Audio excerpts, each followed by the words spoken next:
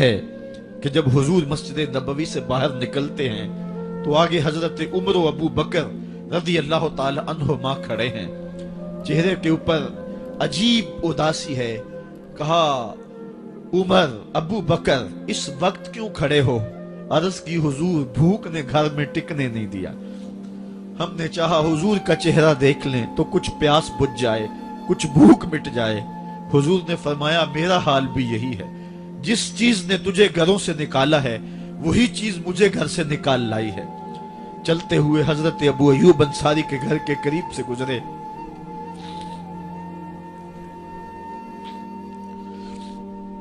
حضور کی خوشبو پا کے وہ باہر آ گئے۔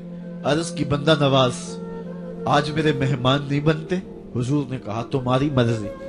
گھر لے گئے، چٹائی بچھائی، حضور کو بٹھایا، گھر والوں کو بکری کا بچہ ذبح کر کے دیا، کہا جلدی جلدی کھانا تیار کرو، میرے آقا کو بھوک لگی ہوگی۔ یہ کہہ کے واپس آئے، حضور کے پاس بیٹھے، نظر چہرے پہ پڑی تو گھبرا گئے۔ نکاحت کے آثار اتنے واضح تھے کہ سمجھ آ رہی تھی کتنے دنوں سے حضور نے کچھ نہیں کھایا۔ اٹھ کے باغ میں چلے گئے، کھجوروں کا خوشہ توڑا، حضور کے سامنے رکھا، کہا بندہ نواز جب تک کھانا تیار نہیں ہوتا یہ کھجوریں تناول فرمائیں۔ تھوڑی دیر کے بعد کھانا دسترخوان پہ لگ گیا، حضور سے عرض کی کہ حضور آئیں کھانا تناول کر لیں۔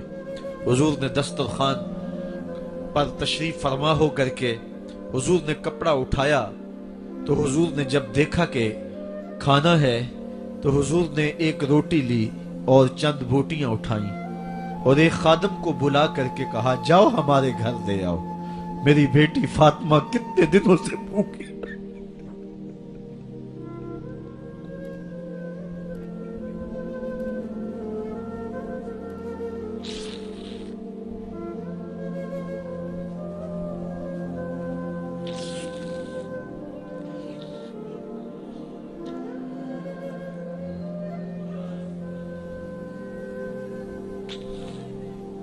کہا جاؤ ہمارے گھر دے آؤ، میری فاطمہ کتنے دنوں سے بھوکی بیٹھی ہوئی ہے، مال کے کونین ہیں گو پاس کچھ رکھتے نہیں، دو جہاں کی نعمتیں ہیں ان کے خالی ہاتھ میں۔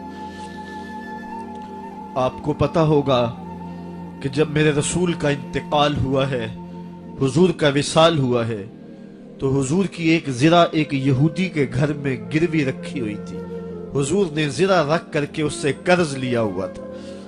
یہ اسلام کی غربت کی کہانی ہے، اور پھر اللہ نے اسلام کو امارت کے رنگ بھی دیے۔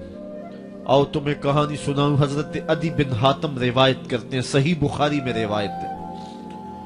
یہ حاتم تائی کے بیٹے ہیں، کہتے ہیں میں حضور کی خدمت میں حاضر ہوا، ایک شخص آیا کہنے لگا حضور غربت نے میرا برا حال کر دیا ہے، اور اس نے شکایت کی غربت کی، پسماندگی کی اور اپنی معاشی بدحالی کی۔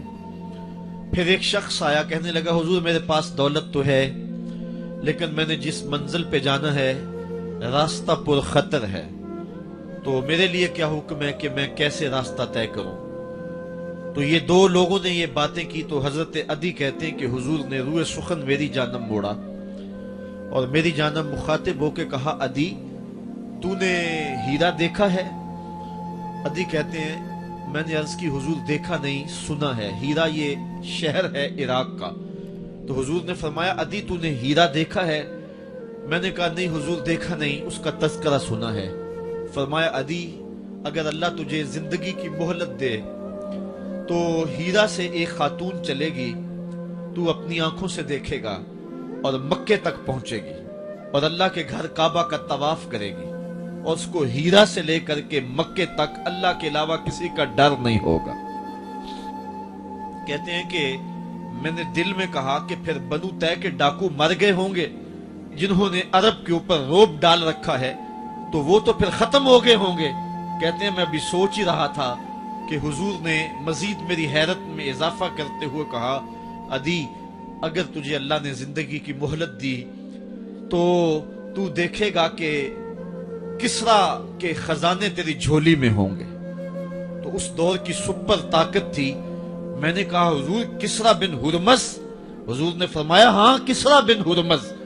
कहते हैं कि हुजूर ने फिर फरमाया दी अगर तू जिंदगी पाई तो तू वो दिन भी देखेगा कि एक शख्स ज़कात की रकम लेकर के, ज़कात की चांदी लेकर के, ज़कात का सोना लेकर के निकलेगा और उसको कोई ज़कात का मुस्तहिक ही नहीं मिलेगा। हजरत अदी बिन हातिम कहते हैं कि फिर मैंने वो मंजर अपनी आंखों से देखा कि हीरा से खातून चली और मक्के तक पहुंची और अमन ऐसा था कि उसको अल्लाह के अलावा किसी का डर नहीं था। फिर वो लम्हे भी मैंने देखे कि किसरा बिन हुरमज के खजाने मस्जिद नबवी के बाहर पड़े हुए हैं।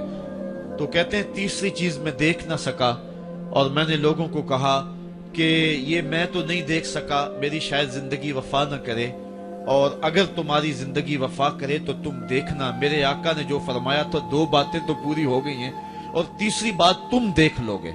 हजरत यहया बिन सईद फरमाते हैं कि हजरत उमर बिन अब्दुल अजीज का जमाना था और उन्होंने मुझे अफ्रीका की जानब ज़कात वसूल करने के लिए भेजा। मैं वहां से ज़कात वसूल की और फिर मैं ज़कात लेने वाले मुस्तहकीन को ढूंढने लगा। तो कहते मुझे कोई मुस्तहिक ना मिला। फिर मैं गुलाम पकड़ता और उसके पैसे दे के उसको आजाद करवाता चला जाता। हजरत उमर बिन अब्दुल अजीज का जमाना है कि गवर्नर है इराक,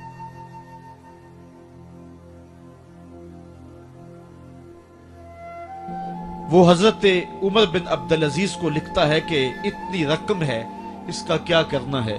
तो उमर बिन अब्दुल अजीज कहते हैं रकम लेके यहां ना आना, वहां इराक के लोगों में बांट दो, जो ज़कात के मुस्तहिक हैं उनको तकसीम कर दो। तो गवर्नर लिखता है जो मुस्तहिक है उनको दे दी, अब कोई मुस्तहिक नहीं रहा तो मैं क्या करूं। तो हजरत उमर बिन अब्दुल अजीज कहते हैं जो मकरूज हैं उनका कर्ज उतार दो। तो कहते हैं कि हाँ कर्ज भी मैंने उतार दिया है, रकम फिर भी बच रही है, क्या करूं। तो हजरत उमर बिन अब्दुल अजीज ने फिर लिखा जो शख्स शादी करना चाहते हैं उनका हक मेहर अदा कर दो।